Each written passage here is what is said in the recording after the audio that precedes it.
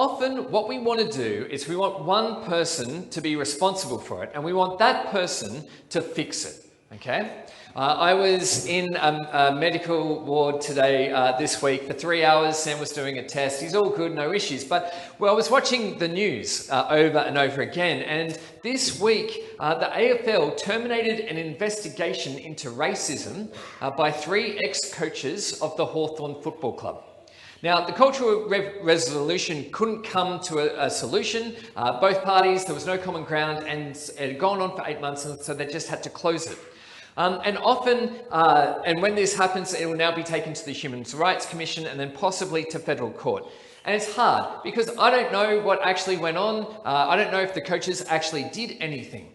But in terms of what they were accused of doing, it was highly racially motivated acts where certain members of that football club who were of Aboriginal descent were treated horribly. Okay, and so what we want to do though is we want to say, well, that's Hawthorn's issue. Hawthorn as a team need to fix that. That's over there. But if we take a step back, the issue of racism in the AFL is much bigger than that. 3 weeks ago, Lance Buddy Franklin played against Collingwood and was viciously booed, which most commentators say was racially motivated. And then we talk about Adam Goods, who also received such treatment and so actually cut his career short as a result of that. When we take a step back, racism isn't just one club's job to fix, it's actually all of the club's jobs to fix. And this isn't just AFL either. Latrell Mitchell, NRL, similar issues have been raised. And so what we can do is say, that's their job, they fix it, but the reality is it's much bigger than one person, and we all need to do something in order to solve the bigger problem. Well, we as a modern society have an individualistic view, but God, especially as we see in this Old Testament passage in relation to justice, God's justice, seeking God's justice, is not just one or two persons' job. It is all of our responsibility to seek the justice of God in our community. It's not something that we can outsource and give to someone else. It's something that we all must seek as God's people, as children of God. We must pursue God's justice in our context. All right, so we're in the middle of our Deuteronomy series, a Deuteronomy series of 3 sermons that Moses is giving to the people of Israel before they cross the Jordan and settle in the land that God has promised them. We are in the second sermon, which is basically chapters 5 to 26, where he takes the 10 commandments, already noted in Exodus 20, and then expands on them. Chapter 5 to 11 is the first half of this second sermon, and that focused on the first commandment, and then he focuses on the rest from 12 to 26. Last week, we looked at chapter 14 and the big issue of clean and unclean foods. And when we did that, it was actually expounding on the third commandment. Don't blaspheme or misuse the name of God. Well, this week, we're looking in chapter 16 to 17, 20, and also includes chapter 18. But it's an expansion on the 5th commandment. Honor your father and your mother. And that's a little bit weird, right? This whole chapter is talking about justice and is unpacking the commandment of honoring your mother and your father. Well, remember, the commandments weren't given to children, they were actually given to adults. And so an aspect of this commandment is the authority structures that were in their context. Now, at that time, the authority structures were family. Family was the authority, where the authority was seen. But broader than that, you would see that it meant respecting those who God had placed over them.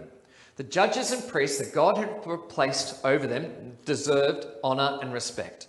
And so that's how it kind of links to that 5th commandment when we're talking about justice.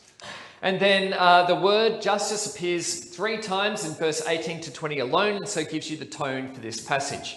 And then the section, just to give you an overview, it starts with judges, the setting up of the process, and then it gives you 2 case studies of what this might look like, and then it ends by looking at kings. Israel doesn't have a king at this stage, they're going to, and so these are the rules when that actually occurs.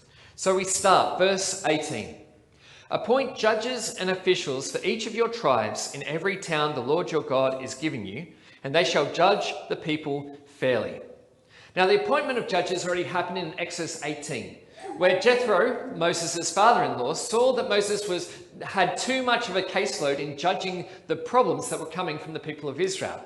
And so instead he assigned judges to look after them. And if any case was too difficult, then it would get kicked up to Moses, and then Moses would deal with it then. So they already had this system in place. But that was when the people were all together. Now that the people were settling in a land where there'll be cities and villages all over the place, he's now appointing judges in each city to do the job of preserving God's justice in the nation. It's also interesting. The NIV has appoint, but literally it is you shall appoint. It is your responsibility. One of the things that keeps coming up in this passage is that their responsibility to seek God's justice is all of the people. All of the people need to be doing this. And we already see it here with the appointing of judges being you appoint, the community appoints, the people appoints. It's not outsourced, you are to do it. Then verse 19a, do not pervert justice or show partiality. Do not accept a bribe, for a bribe blinds the eyes of the wise and twists the words of the innocent. So do not pervert justice. Justice is not to be turned aside or denied to anyone. Justice is for all and should be equal to all. Justice doesn't pick and choose. Amos chapter 2 verse 7 relates to this. They trample on the heads of the poor as on the dust of the ground and deny justice to the oppressed. But God's justice does not deny the oppressed. God's justice is everyone's justice, regardless of who you are, demographic, economic status, ethnicity, doesn't matter. You all receive the same justice. Now, the two main ways justice was being perverted and is perverted is by partiality and bribery. Do not show partiality. Partiality is showing a favourable judging decision based on a present or previous relationship. Relationships present, previous, or even future tip the hands of the judge. There was a scandal a number of years ago where a certain politician enabled an au pair of a former colleague to remain in the country. The au pair was literally taken out of immigration detention because someone made a phone call to this certain politician. And this happened more than once. And this certain politician was the same person who barracked very hard for asylum seekers to be forced to leave Australia. Well, that's partiality. You are illegal, but if you know someone who knows someone, then you're okay and you can stay. But if you don't know someone who knows someone, then you're out. Well, that's partiality. And politicians are different to judges, but there is a decent amount of overlap when we look at the people of power in our society.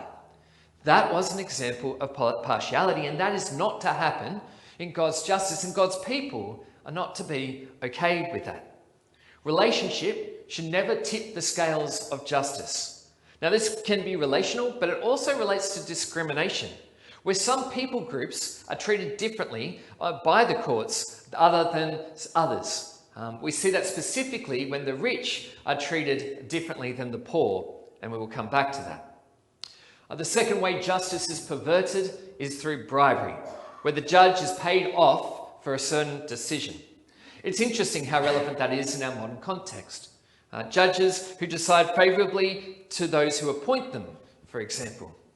I was listening to a podcast this week, and he noted that in Australia, we don't have rules that limit the relationship between the political world and the business world. And so what happens is there's often a revolving door between the two, where a politician who has made certain favourable decisions towards an organisation when they're in power then happens to find themselves in a nice job in that corporation after they leave power. Well, that is bribery. It's camouflage. We don't talk about it. We don't use the same words for it, but that's what the case is. I will be nice to you if you be nice to me. And that is not God's justice. And the people of God are not to be okay with that. For everyone must be treated equally.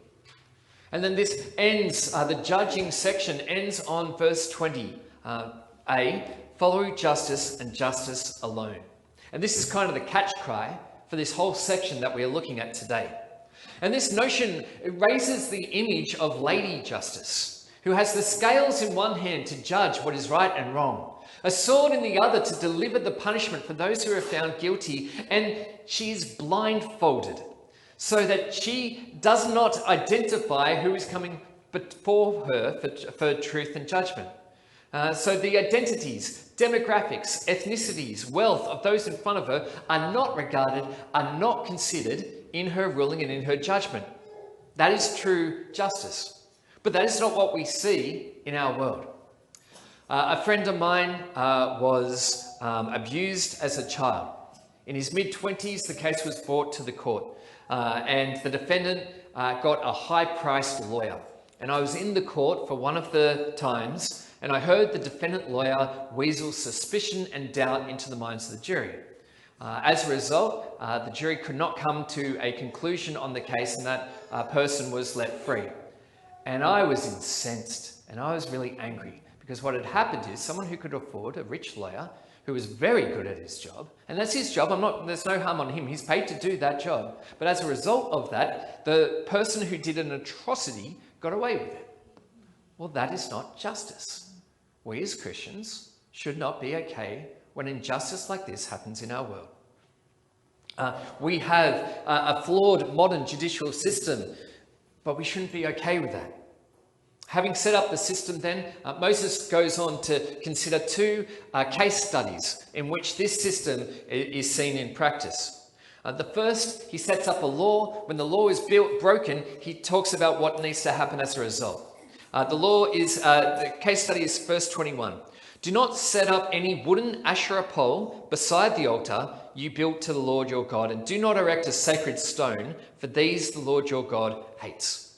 Asherah was the female goddess of fertility. Baal was the male god of fertility. Asherah was worshipped through poles. Baal was worshipped through a sacred stone. And so other nations, when they made judgments, they would do so with the sacred stone and the Asherah pole in view, with the idea that they were doing it those gods were in control of what was happening. But Israel was not to have anything other than the authority of God in the judgments that were being made by God's people. It is to only God who is in charge. God and God alone. No other gods or worshipped gods should have anything to do with God's justice. Then when someone was worshipping the Asherah poles and the sacred stones, the result was a stoning. Now, stoning is a massive question here, and I don't have enough time to unpack it, but I do want to note one thing. In John 8, the Pharisees take an adulterous woman before Jesus, expecting Jesus to stone her and asking him to do so. Jesus doesn't, and instead says, "You who have not sinned, cast the first stone." And of course, everyone had sinned, so they all dropped their stones and walked away. I believe Jesus is saying in this passage and others like it, that capital punishment is no longer a biblical attribute. It should not be done for a Christian, a modern day Christian. We don't stone people anymore, and Jesus sets the mark for that. And in this case, we have a similar issue to what we had last week. Last week we had clean, unclean food laws, but we as Christians, all food is clean. Jesus said that. And then Acts 10, Peter's dream, we got it. Well, a similar situation here. What was okay for the Old Testament, that is the stoning, is not okay in a New Testament post-Christ context. That is, I believe Jesus is very clearly saying that we should not be killing people due to their crimes, due to them being a bearer of the image of God. All right, but we continue on. Then what to do? In verses 2 to 7, there's heaps of points here. I just want to pull out a handful. Verse 4a. And this has been brought to your attention that you must investigate it thoroughly. Again, your attention. It's not their role, it's your responsibility to say this is not okay, to say that some sin in the nation has occurred because you want to get that evil out of your nation, and so it's your responsibility to say and do something with it. And then it has to be a thorough investigation. Not a quick idea, but actually looked into so the truth is found. Then verse 4b, if it is true and it has been proved that this detestable thing has been done in Israel. Now that's interesting. Notice not a detestable thing done in one city, but a detestable thing done in one city affects the whole nation. Again, mutual responsibility. Again, corporate perspective, not an individualistic one. Then verse 5, take the man or woman who has done this evil deed to your city gate and stone that person to death. It's done at the city gate. The city gate was a public meeting place. And so it would be public and transparent, and everyone would know what was going on, what that person had been convicted of, who were the witnesses. People would have known. It's not done behind closed doors. It's not done in secrecy. It is all, God's justice is sought in public. And then through all of these things, you can see two big things, two main themes that we see throughout this passage. That is, God's justice is the responsibility of God's people. It is something we all must care about, something we all must seek. But then on top of that, the goal of seeking God's justice is to purge evil out of the nation, for us to get rid of sin, for us to not be okay with it any longer. Then you have the second case study, and this is the Supreme Tribunal. Now, remember, when hard cases came up, they went to Moses. But Moses is about to die. He's not going to go with them in crossing the Jordan into the Promised Land. And so here he sets up a tribunal, another place that people can come to get the judgment of difficult cases. And so it's a Levitical priest and a judge as the final adjudicator on difficult issues. Now, this central tribunal met at the central sanctuary. That is the temple. That is, God is still in charge.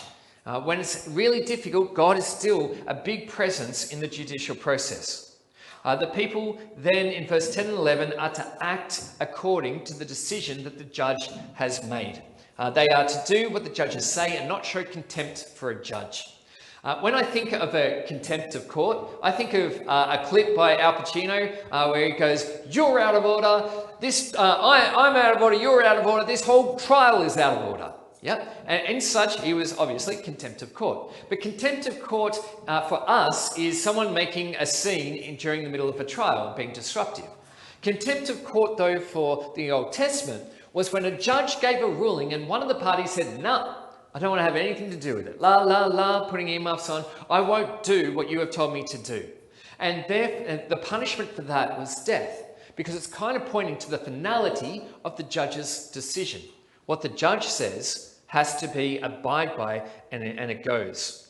And again, you see through this setting up of the central tribunal, there's only one short statement that is said to the priests and the judges, but there's like a lot more given to the responsibility of the people. They have to present the case to the central tribunal. They have the responsibility to execute this decision. And again, the people are responsible for seeking God's justice again and again and again and again. Can't get away from it in this passage. Then the final bit here is the kings. Now, Israel at this time doesn't have a king, but it's like Moses knows that they're going to want a king at some stage. And so this is a setup of what not to do when you get a king. And it's funny, what Moses says will be their motivating factor for getting a king was their motivating factor for getting a king. In Deuteronomy 17, you're going to want a king because you want to be like all the nations. And then in 1 Samuel 8:20, when they actually want a king, they want a king to be like all the nations. Moses knew his people well through the word of God. There are four things in relation to the king. Verse 15, be sure to appoint over you the king the Lord your God chooses. He must be from among your brothers. Do not place a foreigner over you. And again, you appoint. And the person is to be divinely chosen. God chooses, because it is God's nation. God's in charge. And God chose through the setup of the prophets, the voice of God in the Old Testament. And the Bible also says very clearly they must be an Israelite. They must be in your nation. It's not to be an outsider to rule over you, and the Bible implies that that did happen.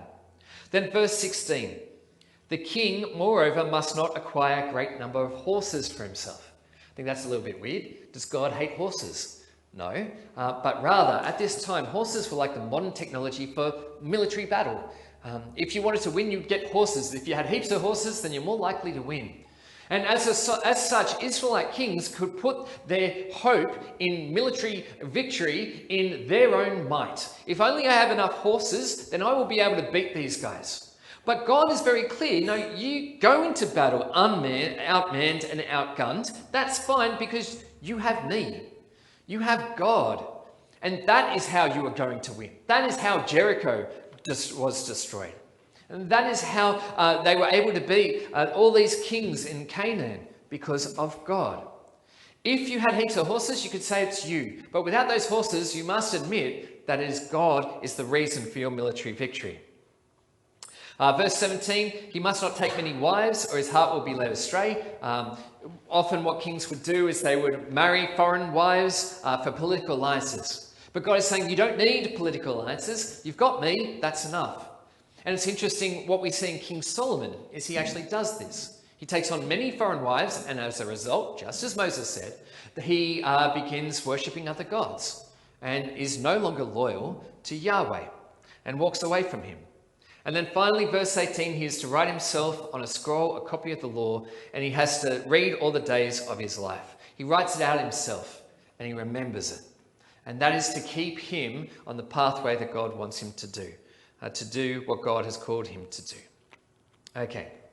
And that's the end of the Kings, and that's the end of our passage. And throughout all this, we see two very common things. God's justice is the responsibility of God's people. And the goal of that justice is to purge evil from the land. Well, then what do we do with that in a modern context? How do we today as Christians seek God's justice for our world? In the sermon preparation for this one, I got angry and I got sad and I got frustrated because I did a deep dive down the rabbit hole of injustice in our world. And I'll go into some of these findings that I found, but my emotional response is very often the reason why we don't engage with social injustice in our world. Because it's exhausting and it's hard and it's difficult and there's no easy answer. It's much easier to look up what's coming up on Netflix soon, or who wore what to the Logies, or where the swans are on the ladder.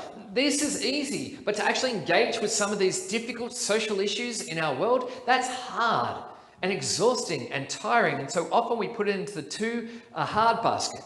But as we see in this passage, God's justice is our responsibility, so we can't have earmuffs on it any longer. We must engage with it. We must care about it. We must do something with it.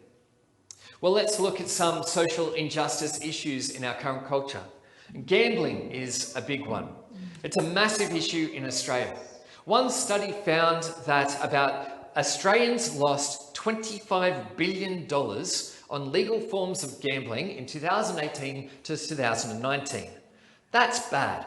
What's worse is that this reflects the highest per capita losses in the world. We are losing more as Australians in gambling than any other nation. We look at America and we think they're crazy because of the way their guns is in their culture. They have all these shootings and they still won't do anything about it. But they look at us and think we're crazy because of the gambling that is rife and such a huge part of our culture. We think when we look at gambling, we think of all the ads that we seem to be constantly bombarded. You watch a footy game, you just hear about sports bets and the like. Pubs where their primary reason for existence is tab and pokies. And that's happening more and more prevalently. Earlwood Pub recently got bought over, and I'm on the Earlwood Facebook page, and everyone was so excited about the possibility of this being a good place for the community, except now it's very aware that that's not going to happen, and it's going to become another pokey pub, because we need more of them apparently. And politically, there's been so little done about gambling for such a long time. Now, it has to be noted that there are some signs of improvement. Recently, VIP signs have been banned in New South Wales, and online gambling, not using credit cards as of September. These are good things, but it feels like we're in the toddler end of the wading pool. We're not dealing with the deeper issues, with the bigger problems on a huge social issue that targets the most vulnerable and does significant damage. Well, another issue that I found this week is Aboriginal and Torres Strait Islander people and the way that they are way overrepresented in the adult prison population in Australia. People from these groups make up 2% of Australian population, but they make up 26% of the prison population. When you look at people aged 10 to 17, it gets a lot worse. See, in Australia, we still detain kids as young as 10 still go to some form of detention and start the cycle, which most often continues for the rest of their life. The people from an Aboriginal or Torres Strait Islander background make up in that age group, make up 6% of the population. They make up 50% of the prison population. 50%. Now, I know this is complicated and it is complex and there are many different things going on here, and there's not one simple band-aid solution that will make this go away, but you have to look at those stats and go, something is not okay here. There's partiality, there's discrimination, there's something going on that is not all right with those stats. The last area I want to mention is modern slavery.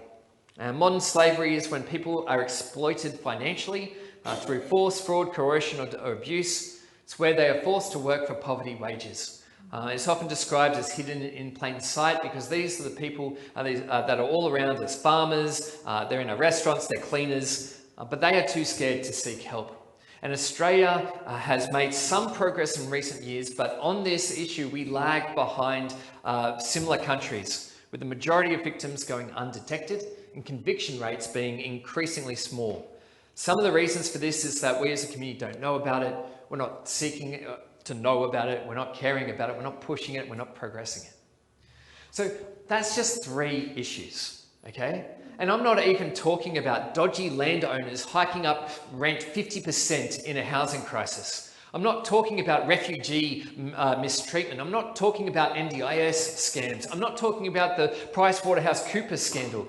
There is a lot of injustice in our world. And as Christians, too often, we just do this. We put earmuffs on because we don't want to deal with it. It's too hard, too difficult, too exhausting, la, la, la, la. But that, as people of God, is not what we are meant to do. God's justice, seeking God's justice, is all our responsibility. That makes it your responsibility. So then what do you do with this? What do you actually do? I want 2 things that I want to encourage you to do in relation to this. The first is to feel something. The second is to do something. Often we don't read those stories. We don't read about the war crimes happening right now in Ukraine. We don't read about the football field of the civil war in Yemen, which are 2 different parties are just using that from other nations, using that as a playfield to show their grievances. We're not engaging with these stories because it's too hard. We'd much rather look about our latest entertainment fad or what TikTok dance is now on. But as God's people, we need to care about God's justice in the world, and that means we know about it. We become aware of it. And when we care, and then when we hear about it, we actually care. We want God's justice, and that is a justice that cares for the broken, that cares for the poor, the disabled, the mistreated, the rejected, the unwanted. God's justice is a justice that cares when injustice is regular and bribes are systemic, that cares when the gap between the poor and the rich continue to grow, that cares when the corrupt can buy their way out of anything. We must first feel something and allow ourselves to feel it and to be angry and frustrated and sad about it. But then the second thing is then we need to do something. This is where you sit and go, Michael, tell me what to do. And I will say, I'm not going to, because it looks different to all of us in our different walks and areas of life. For some of you, it may be attending protests. For others, it might be signing a petition. For others, it might just be having those conversations, proclaiming God's justice with your friends and your family. I don't know what it is for you. I do know that if you ask God, he will tell you. Dear Lord, help me to do something to seek your justice in my world. And he will show you, and he will answer that prayer, and he will give you opportunities in which to seek it. Our hearts are blind, our hearts are numb. Often we don't care, and that's a huge issue. We must be willing to face the injustices all around us. We can't blind our eyes to it and proclaim ourselves as God's people. We must be informed about it. We must allow it to reflect our actions, to feel something, to do something. And please, will you bow with me in prayer? Lord, this is a hard passage and it's complicated and it's dense. But I pray, Lord, that you just help us to get a better understanding of what it means to seek your justice. To seek a justice that is not perverted, that does not show partiality, that does not show bribery. Help us, Lord, to engage in some of these areas, to engage in these conversations, to read these articles, to be made known about what is actually going on in our world and not to put on the earmuffs about it. Help us, Lord, to get angry. Help us, Lord, to get sad. Help us, Lord, to get frustrated. And then, Lord, show us what you want us to do about it. In a godly way, in a loving way, but Lord, put us into action. Help us to go through some doors that you have set up. Help us to have some of those difficult conversations. Help us, Lord, to write letters or sign petitions or protest or vote in a particular manner that you have put on our heart. Lord, there is no right or left in this conversation. Both are unjust. Both have issues. Lord, help us to seek your way. Help us to seek your justice and your truth. Help us to care about it and help us to do something. In your name, amen.